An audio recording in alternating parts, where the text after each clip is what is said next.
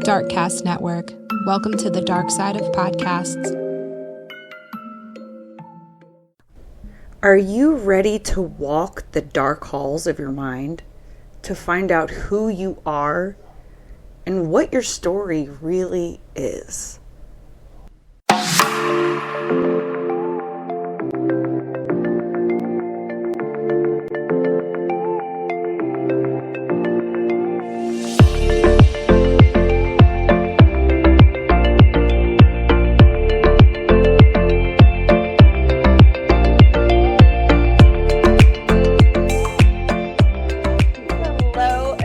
And welcome to True Crime Connections. I am Tiffany, your host. This week, we are diving into addiction and the lies that our brain tells us, all the little rabbit holes that you can go down in when you're dealing with addiction or mental health issues. Today, I am joined with Christopher Mack and Wanda Webster. So I want to say thank you to both of you for being here. Thank you. Thank you for having us. Of course. So first I want to say, Christopher, congratulations on your 21 years of sobriety. That is huge. No, I got 24 years of coming up. It'll be 24 in September the 22nd. Year 2000 is when, I found some sanity. Boy.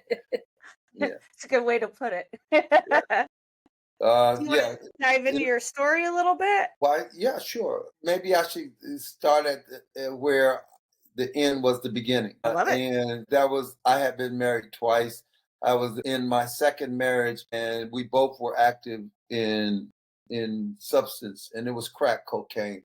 I was in Inglewood, and it was that late night call after 1 o'clock, and I was going over to where Hollywood Park racetrack used to be over there off of Myrtle, and it was off of Prairie in near Century in Inglewood, and had got that last rock because I went out and went from Manchester all the way to Century and Prairie to get that last rock, and I got that last rock, and the police pulled up on me. And here I am, I'm standing there with this rock in my glove, and the police finds it, and now I had already did 2 years for possession of a controlled substance. And so here it is. I said, well, they're going to give me 5 years. And I started calculating. I said, okay, because that would be an enhancement after being in prison for that same violation. And then all of a sudden, I'm standing there wanting to die, essentially, because I didn't want to go back to jail. I didn't want to go back to prison to be locked up. And I said, oh, wow, I'm going to do 5 years in state penitentiary. How am I going to, get out of this? And then all of a sudden, there's this calm and peaceful came over me, and it says, you won't see one day in the state penitentiary. Well, that's been 23 and some years ago that I heard that. September the 22nd, I went to court, and they said you can go into a rehab. So I went into the Arena B, and that's when I got into the 12-step program. I got a sponsor, and I started doing the 12-step work, which means to read the book and go through it. And then after 4th step, you start working with other people. And one of the things that held me captive was principles rather than personality. And I didn't realize how personality-driven society we are, because it's all about the personality, And I have to check in with myself if my personality. They said the ego has to be smashed. And so I said principles before personality. And so today I even try to live principles before my personality. Very interesting. I've never heard it put that way, but it makes sense. Well, it's my life. It might make sense, but I've been surviving pretty much with the promises that are laid in the Big Book of Alcoholics Anonymous. You'll have a new freedom. You'll have a new happiness. And so I don't think we know what freedom is. I don't think we know what choice is, because sometimes we're under the influence of so many different things, and those drive our lives. And so when you think about it, you say, oh, okay, what is addiction? And it doesn't have to be the substance. See, I used to always look at addiction as obsessive compulsive behavior disorder. And there you hit the mental health spectrum, but you also hit something, trying to escape from whatever it is you're trying to escape from, to wherever you're trying to go. And usually it's pleasure instead of happiness, because I don't think we really have the experience of happiness until we dive deep into getting rid of all of the corruption in ourselves. So what that means is that people are attracted to things that give them an immediate pleasure, and they're thinking, oh, this is happiness. And I want, whether it's drugs, food, gambling, you get an immediate Relationship. endorphin rush from that. And you're really trying to fill up a hole that's impossible to fill. And that's why it becomes even more and more and more seeking. Pleasure seeking can be very harmful. Oh yeah, immediate gratification. Yes. That's dangerous. It really is. It can be. Yes. But it's the cues our society gives us. You know, this is going to make you something other than what you already are. So, yeah, immediate gratification. Oh, I got to have that. How many of us go on Amazon to get that brand new thing that somebody else had? Oh, okay. You know, but we want this pleasure because that's that feeling, but it's short lived. It doesn't have any substance and it doesn't have any staying power. And certainly it can be harmful because we can find ourselves, always looking for that next thing. The worst thing in the beginning of recovery is the one word, boredom. I'm bored. That immediately kicks you back into looking for that gratification. Oh yeah. I mean, what was that one saying? Idle hands is the devil's work. Is the devil's Yes. workshop. Yes. Yeah, it's his work. It's where he's producing some destructive stuff. So, but I like the fact about the empty hole, but that hole is filled with a lot of dark memories from the past. And so in our book, we say the question is the flashlight to the dark halls of our minds. And in those dark halls, we start taking cues about reality, but we're living in the past or we're living from the past. We have things that are driving us that we have not even investigated. So we haven't did any introspection. We haven't done any reflection. We haven't really searched out, why do I feel that way?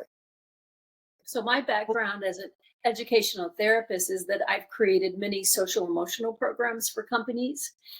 Some of them were taught in like 7 different countries. So I understand how to teach children how to make better choices in life and to look at consequences and so forth. I went to some of his talks, and a lady stood up and said, well, but why am I the way I am? And that intrigued me because I wanted to know that what causes addiction. And it's kind of surprising that AA never addresses this. But I know the stories that I heard individuals stand up and just bare their souls were so traumatic. It was just unbelievable to me that people went through the things they did. So I started connecting those dots and saying this has to be related to trauma. I'm not going to make the assumption or that it's 100% of addictions are based on trauma. I don't know that, but I think a good part of them are, most definitely, because we're trying to soothe, we're trying to get pleasure, we're trying to bury those feelings of whatever, unworthiness, abuse. Less than. Yeah, yes. being less than. So it's not really having an opportunity to choose, because our life is set in the culture itself. Our life is set in the culture. So we do things according to what's been dictated before us. Not even able to check and see, is that good for me or is that not good for me? And so when we start, I went down that road of addiction because of some of the depression that I always could not get out from under. And I couldn't get out from under that because I always felt less than. I always felt that I needed something else. What else do I need? Oh, I got to have this. Oh, that makes me look cool. That makes me feel better. And so you got all of these things that you are responding to, and I'm not responding to. I'm going to give you one better, that you are reacting to. And so you're held hostage by haunts from the past. Oh yeah, I feel like a lot of people, it's their escape because it's so much easier to put yourself in this catatonic state and not deal with what it is you're hiding from than to actually look at yourself in the mirror and be like, why am I the way that I am? A lot of people don't want to look at that. Well, that's because when you have a road of condemnation, then it's hard because you find yourself being critical of yourself, and then you find yourself not being, as good as you thought you were. You can't walk around thinking that you're a piece of doo-doo. I would say the other word, but you can't walk, but that's the way you feel. It's not what you think, it's the way you feel. Now, those feelings are come by because you don't want to examine that. And if you examine that, you'd have this condemnation. You'd say, oh, I'm not this. Oh, I'm not that. And then it would become an obsession and you wouldn't want to get out of bed. Right. Right. So do you sponsor other people now? Yes, I do. Yes, I do. And at the same time, I'm working in one of the most oppressed places in the world, if not the country. I work on Skid Row. So I have to deal with this every day. I have to deal. But one of the things the system has, let's do harm reduction.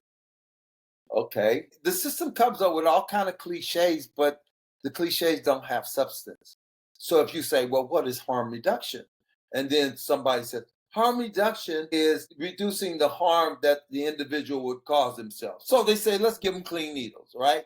And part of the proponent says that's enabling when you give somebody and say, oh, well, they're going to do it anyway.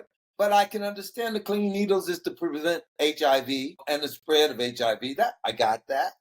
But when you say harm reduction and you don't reduce the substance that's causing the harm, when you don't reduce it and you continue to support it, that's not really harm reduction. And in the harm reduction model that's out here, you can't talk about abstinence because here's an example of harm reduction the way I understood it. If I have 10 balloons and I'm using 10 balloons a week, why don't I cut it down to 7 balloons? And then cut it down to 5 balloons, then cut down to 3 balloons. Moving towards some goal. But now they just say, let's just give them the stuff and let them use it and stuff. But these people are still dying. If harm reduction was supposed to reduce something and it's supposed to reduce death, and then, you give somebody, you Narcan him 1 week, and then all of a sudden next week he dies. Overdose. Okay? Because harm reduction doesn't allow you to talk about abstinence. It doesn't allow you to talk about drugs will kill you. Right. I actually took a Narcan class last week and learned how to use it. Bert, I've seen it used, The funny thing about Narcan is sometimes it can piss somebody off after you get through using it. After you get through squirting it, you get out the way. I was once at the refresh spot in Los Angeles, and the guy was in the bathroom. He was OD and pulled him out, pants down around his ankle and all that, and hit him with the Narcan. Boom, once. Hit him twice. Doing nothing. 3 times, 4 times. Comes back, fired. He gets up. He goes and looks in the mirror, fixes his hair, as if, God, you was just dead a minute ago. So anyway. That's crazy. And then a week later. Crazy. So I want to talk about why you're right, people avoid going in, because that's the whole crux of our program. It's called The Journey Within, the first book. And it's true because you're addressing and reliving those feelings and that pain, and people will avoid that. However, we've created a program in that, it could even be a self-study for people, is that's the path toward freedom. We say you have to heal it, feel it to heal it. And so we take people through that process, because if you just tell your story over and over and over and over, you're re-victimizing yourself every time you tell that story.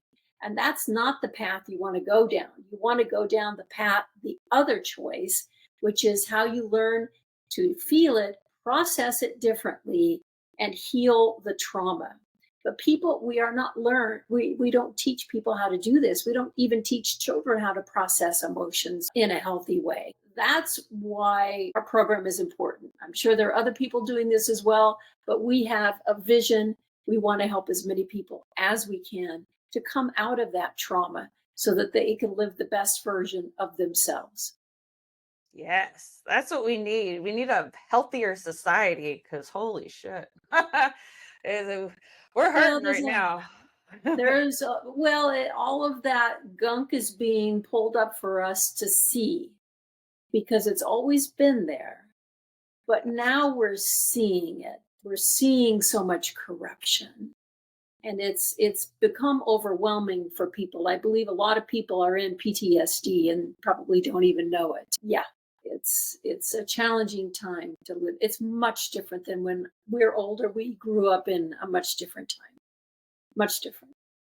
But it still had Yeah. its propaganda. Sure. Remember, we live in a society where propaganda now becomes the it's the real drug of choice, propaganda, and people, they go into different places with that. So Very true. but she's right. We let's get to the introspection and the reflections and being able to do it in a healthy manner without hurting oneself.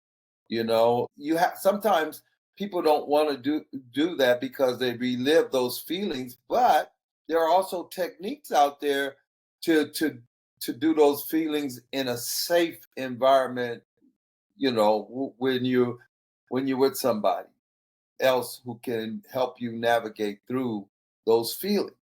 Because when you can navigate through those feelings, they become less and less torturous, tormenting. Because the past torments. If you don't have a healthy way of releasing those things, they can become that obsession, and that's one part of addiction is an obsession. We usually have an obsession about something. And sometimes the hardest part of quitting is the fact that I don't think I'm going to make it. I don't think I can live abstinence. I don't think I can do this abstinence. And then fear sets in. So a funny part of creating this program with Christopher called The Dynamics of Recovery, and our first book is The Journey Within, I realized that I had an addiction.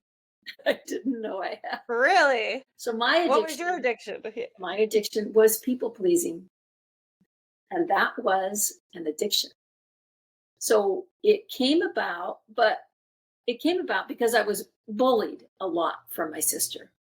And so I became this, I gotta be the peacemaker. I gotta plead. If I'm really good, then she's not gonna pick on me. This whole, which, hey, these coping mechanisms work when you're little.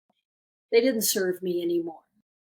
I didn't realize that was an addiction. And until I started diving into the work of A and really being honest with myself and coming to those terms. And anytime you don't have a choice and it becomes almost like a compulsive behavior, that's an addiction. Yeah.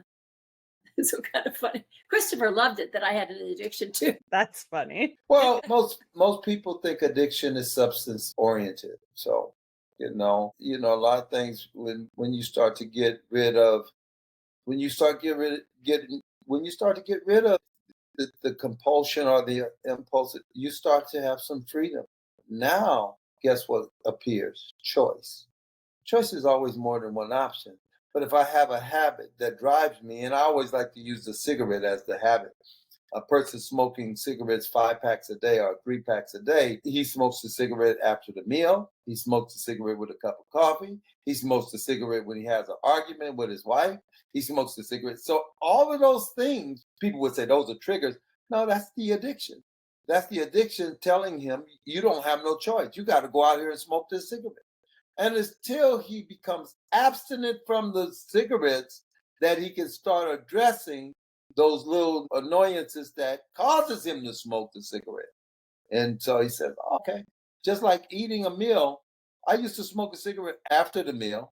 I used to smoke a cigarette before the meal. I used to smoke a cigarette with a cup of coffee. I used to smoke a cigarette without a cup of coffee.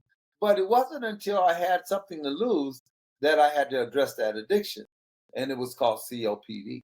And so I got into a gene study and it says, oh, wow. And I realized that I was losing oxygen. And that's one thing, you don't want to be without breath. And so that became enough of an incentive or a motive to do something different. And then once I was abstinent from the cigarettes, I do healthier things. I make healthier choices just so I could breathe. So Right. You put other things in place for those times. So it's like you're not still, what's the word I want? Like you're not depriving yourself from anything. You're just making better choices. And you're disrupting that neural pathway right, that and goes, creating get a new cigarette, ones. get a cigarette, get a cigarette. Right. So you disrupt that neural pathway. We use a technique in our book called EFT, Emotional Freedom Technique, which again works that way. It's tapping. People might know it as tapping. EMDR is another where they use the eye rapid movement desensitization, I believe. Desensitized. Yes. So that again, that's the scientific thesis behind that, is that you are tapping while you're thinking of the trauma, whatever it is, the addiction, and then you're replacing it with something else. So now you're creating new neural pathways which are healthier, and you're disrupting that old pathway. That thought always went on that pathway, always went there, that memory. So you're disrupting it. And so the brain is an amazing organ. Yes, it is. Yes. And it's like those memories can control you in the present, but the absence of those memories give you freedom. So if you have a memory that's running your life today that's from the past, you're behaving and you're reacting to that memory rather than living in that one moment. The memories sometimes rob you from being your authentic self. So you're actually reacting instead of responding. On page 27 in the Big Book of Alcoholics Anonymous, the guy says, "Doctor, is there no help for me?" And this was alcoholic number 3.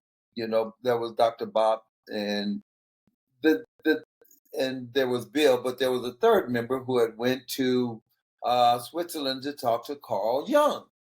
And he said, you have the mind of a chronic alcoholic, which means you keep returning back to that condition that keeps you in this bondage. But he says the ideas, the emotions, and the attitude of the individual dominates. And when he has a spiritual experience, a new set comes in and begins to foster this relationship with the individual. And that's what the dynamics of recovery really is about. It's being able to get inside and being able to not have those things dominate you anymore. Your ideas don't, your emotion don't. A lot of people, they don't realize that their attitude is keeping them from the freedom that they need in their life. I'm not going to do that. I don't want to talk to that person. That is my story. I'm sticking to it. I know a couple of those. Yeah, that's an attitude fostered by his ideas and his emotion. And sometimes the emotion doesn't fit what's going on. Right. And so I love that you said, like, addiction is not about the substance. It's nothing to do with the substance. It's so much deeper than that. Yeah, exactly. Like he said it's a coping mechanism for some of those things that we thought wronged us. And what are they? One of the things that, like I said, when I started Principles Before Personality, sometimes my personality might want to go some other way, but is it honest? Is it kind? Is it willing? Is it open? Sometimes it's a closed situation. So I have to use principles, and the first principle in Alcoholics Anonymous, we admitted that we were alcoholics and our lives had become. So there, the evidence is the unmanageability. Whatever it is in life, if you find yourself unmanageable in your own life, you might have an addiction. Right. Now, have you guys tried those modalities yourself? Which Like All of EFT and EMDR? all of them. Yeah. But that's why we can only put it in the book if we've done this work. We've done everything in that book ourselves. And again, my realizations came from even creating this program. And then we worked through it using all of these modalities, and they work. Or I wouldn't. No, she wouldn't. That's who she is. She's kind of like a curriculum creator, and she has to know what it is she's talking about. I can't believe in it if I haven't done it myself. So here's my relationship with EMDR. She didn't put it in the book, but we were in Arizona visiting her sister. I was going to be snarky, but we were visiting her sister, and her sister, man, something happened. But that day we found ourselves in an accident. And so when My sister turned right in front of a car going 60 miles an hour that hit the side of our car. yeah, we were T-boned. She didn't Oh. see him. Other than that, she might have been trying to kill me. You know the past I have with that sister. Another show. That's true crime. She traced it back to she did the real investigation, finds the criminal. So anyway, So I used EMDR. because when loud noises came in us, we both were like, we're like, oh, we looked at each other. We said, oh my gosh, we have PTSD. And so we went to a specialist in EMDR, which just helped release all of that. Yeah. It was amazing. It took me all the way back to before my grandmother died, and the significance she had in my life. She was that compress of soothing, and I was able to reach that point where I guess I let go of the trauma that had occurred with the hit from the car. Mhm. Because when I got back to my grandmother, that was what she was represented for me. She represented some soothing agent, from all of the things that went on when I was coming up. I was the fourth out of 12, so we had a whole lot of. But when I used to A go, whole lot of different personalities in Yeah. that family of yours. yeah, whole lot of different personalities. But when I would go over my grandmother's house, I would have this peace, this comfort, because I was working with her. She was blind, but I was the only one there, and I think that helped to calm me and soothe. So the message we want to leave with people is, yes, it's a scary thought to relive some of those traumas. It's not as bad as you imagine, because you will get immediate relief. And that's where the joy and the freedom comes when you go through it. And there's no other way to do it. There's no other way. So what's the alternative? To live in the pain that you have, or the compartmentalization, or denial, it takes a toll on your body to live like that. So you do want to release this from your physical body, emotional body. But the freedom you get from it is so worth it. The little bit of pain that you're going to relive. I think it's a really good point. Like, people are so afraid to feel these emotions. They're afraid that it's going to hurt and all this, but you're already hurting. Exactly. And they're just feelings. They're just Right. feelings. Let's not make them bigger than they are. They're just feelings. But it's a part of our makeup that we really need. And when you misuse it, and it's not the appropriate use of your feelings, you don't get a chance to have the joy, the enjoyment in life that there is. There is some joy there, But when your feelings are discombobulated and all the emotions are coagulated that you can't differentiate, there are guidance system in this world, in this life. We need to use those feelings and emotions for our intuition to guide us in the right direction. And if it's all a mess and coagulated and you don't even know how you're feeling in the moment, except maybe happy or sad, you can't use them. You can't utilize them to witness the opportunity. You can't acknowledge it. You can't see it. Everything is distorted.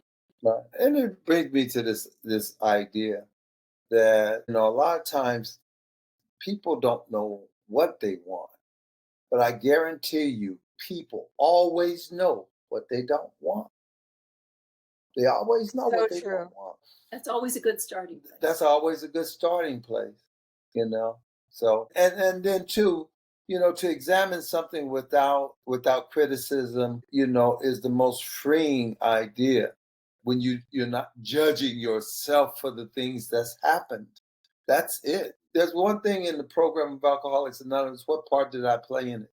Sometimes you didn't play any part in it as it happened, but going forward, you start playing a part of resentment and all kind of things that you really don't need because it doesn't serve you. And the evidence is that you don't have no peace. That's why you say, God, grant me the serenity to accept the things I cannot change, the courage to change the things that I can, and the wisdom to know the difference. Because there is a difference, because there's things you will never change. And so why would you like for them to be that guest in your life that keeps ruining it or running it, and you can be free of it, whatever it is. I'm saying it because there's those little things that we have that runs our lives that we have no idea that are unnecessary. Absolutely. You said Free. that perfectly. So true. I love what you guys are doing. I think this is great work, and there's a lot of people who can benefit for sure. Do you want to plug the Dynamics of Recovery website? Well, I think you'll probably post our website, Okay. dynamicsofrecovery.com. It has both of our books there. We even have oracle cards, which you could pull one a day and say, what do I need to work on this week or today? That gives you guidance based upon the principles that we've put into the books. So everything is there. We've even got some YouTube videos if you want to get a deeper perspective of something that we're talking about. Absolutely. I'll make sure I put the link in the show notes for anyone who's interested, because that's great. Yeah. And right now we're doing one-on-one counseling. We're going to Colombia at the end of August to work at a healthy, what do we call this? A retreat, inner health retreat. We'll do some workshops there. We hope to get back out there sometime soon and doing workshops for people. But right now it's been one-on-one. Christopher and I have been working with people. It's very good. The more help we have, the better. We got to try to turn society around for the better, because Well, it's so easy to stay down here. We need to rise our vibrations and be Well, up here. we want to get people in touch with their authentic self and to make them and to show them, help them realize how powerful they really are. right. They have much more power than they think they do. And that's what the second book is about, Isabel Starry Night. The magical search for alchemy is when you realize I have the power to change this. And I there's a have the power to transformation that change occurs. a situation. I have the power to change the energy in a room. It's simple little things you can do. Absolutely. Agree. I do my affirmations every morning, and then I do my gratitude at night. You've just got to keep reminding yourself how great your life really is. Stop thinking Yes. about what you don't have and look at what you do have and be thankful for it. Yes. Yeah, that's one of the things that we talk about is relationships. And in having that relationship, there are 5 C's that are always present in a healthy relationship. Now watch this. A healthy relationship. Commitment, communications, cooperation, consideration, and compromise. Those are the 5 C's. And the 5 C's, I'm committed to saying my affirmations in the morning, which makes me feel good, which I communicate to myself this good feeling that I have. And it keeps me a little bit more buoyant in society than all the people who are sinking and drowning. I consider myself, and then I'm able to make compromises. That's where it starts. And then those 5 C's you have with other people. But you start with yourself. Commitment, communications, cooperation, consideration, and compromise. Absolutely, because nobody else can love you unless you love you. So you have to love yourself first, and you have to respect yourself first before you can give love to anybody else. Was there anything else that you guys wanted to add? I think we're good. All right. For your coaching, do you guys do online? Is it in person? Both Do you do both? Zoom, telephone, in person. Yes. Okay. Just if anybody was interested, they know Yes. how you do Yes. it. Yes. Energy is energy. It's interesting. There's no time and space that separates us, really, when you find that connection with someone. And it can be dynamic, whether we're on the phone, whether we're on a Zoom call, it just works. Yeah, I do. I do crystal work with crystals, and I use dowsing as the medium, as the go-between, because with the dowsing I can work with energy. So dowsing is called radiesthesia. So it is a science to it. So I've been doing that for over 20 years. And Nice. so we look at life through an egoic system that says this is the only life.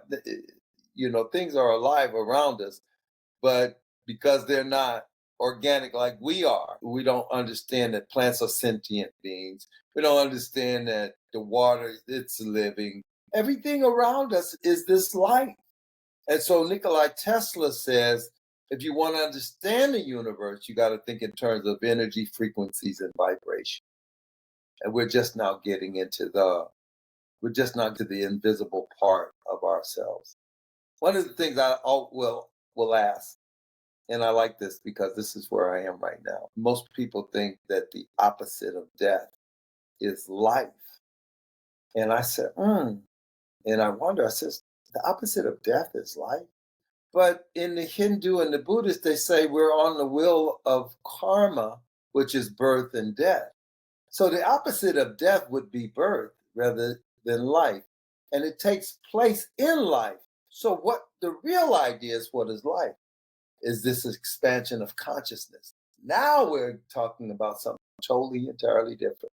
Right. Talking about energy. It can neither be destroyed nor created. Absolutely. Very easily. So The that's power is yours. Yeah. I mean, use your power for greatness, and you'd be amazed what you can accomplish. That's right. This is true. And look for the evidence. You know what the evidence really is? Love, light, liberation, joy, and peace. When you find yourself in a state of happiness with nothing going on, you might be closer to that truth than you are. The absolute unchanging. That's what truth is. It's unchanging. And there is something about us that is unchanging and was never destroyed or taken away.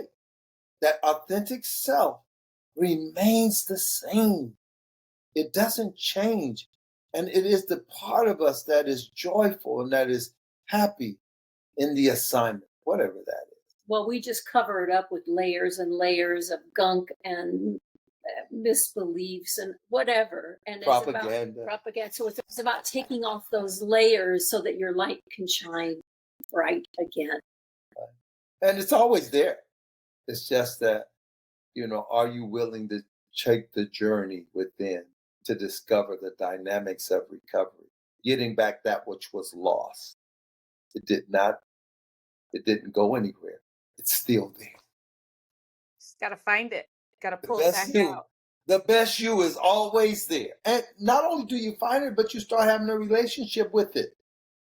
You start being in relationship with it. You'll start understanding, hey, wait a minute, why am I like this? I know what's happening. Oh, I didn't do this today. Maybe I needed my affirmation. So, yeah, haven't you ever found that you were sinking slow and then you realize, oh, God, I could have had a VA. No, realize that you didn't say that one thing you said that kickstart your day.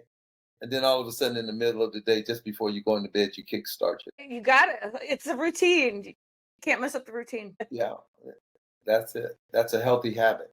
Yes. My light will never be dim again. I'll tell you that. Good for you. Yes. Good. So where are you located? I don't even know that. Florida. Okay. Sunshine State.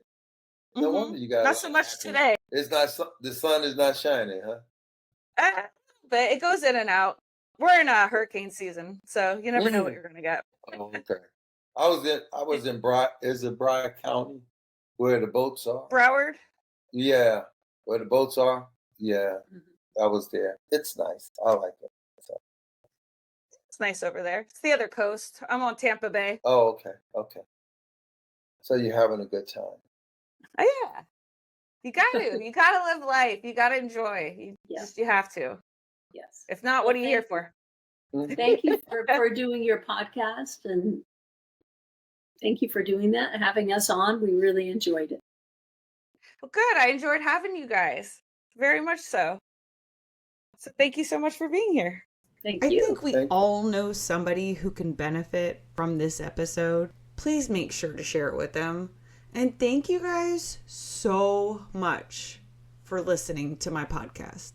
This really means a lot to me. If one of my episodes has helped you in any way, I would really like to know. It's important for me to know that the work that I'm doing is actually helping people. If you want more of me, make sure to subscribe to my YouTube channel and follow me on Instagram and TikTok.